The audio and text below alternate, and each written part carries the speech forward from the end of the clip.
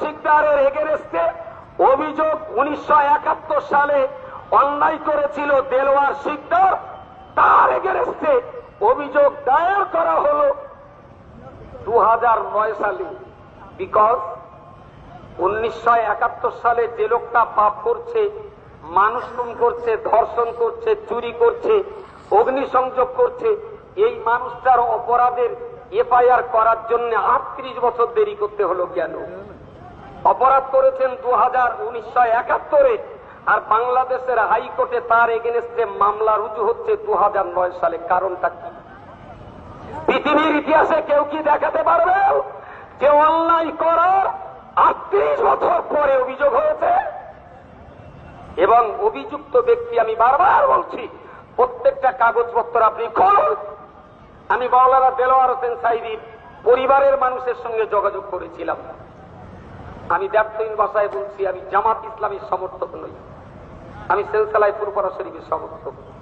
তবে আলেমার টুপির দাড়িতে কলঙ্ক লেপন করা হবে, আমার দেহের শেষ রক্তের ফোঁটা জ্যান্ত থাকা অবস্থায় আলেমের ইজ্জতের জন্য প্রাণ দিতে কুণ্ঠিত করত।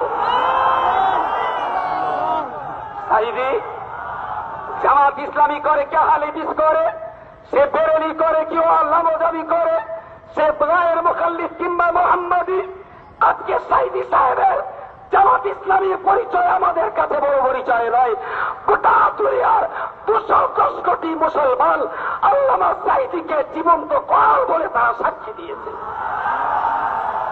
এটাই হলো বিশ্বের মুসলমানের কাছে মাওলানা দেলোয়ার হোসেন সাঈদীর সবচেয়ে বড় পরিচয়। তিনি জামাত ইসলামের নায়েবে আমির, এ পরিচয় তার ছোট পরিচয়। তিনি আল্লাহর কোরআনের বিশ্ববিখ্যাত মুফাসসির, এটাই হলো সাঈদীর শ্রেষ্ঠতম পরিচয়।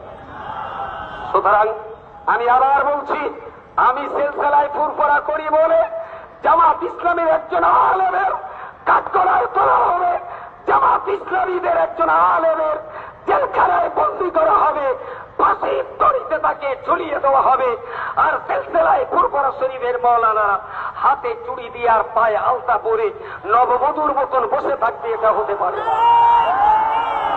সুতরাং আজকে যে 15টি সংগঠন, যে 15টি সংগঠনের নেতৃত্ব আজকে এখানে এসেছেন, আমি তাদেরকে সাধুবাদ জানাচ্ছি যে আত্মকন্দল, গৃহকন্দল ভুলে যে কোরআনের স্বার্থে, ঈমানের স্বার্থে, ইসলামের স্বার্থে, দেশের সার্বভৌমত্ব রক্ষার স্বার্থে আপনাদের অবশ্যই ঐক্যবদ্ধ হবে।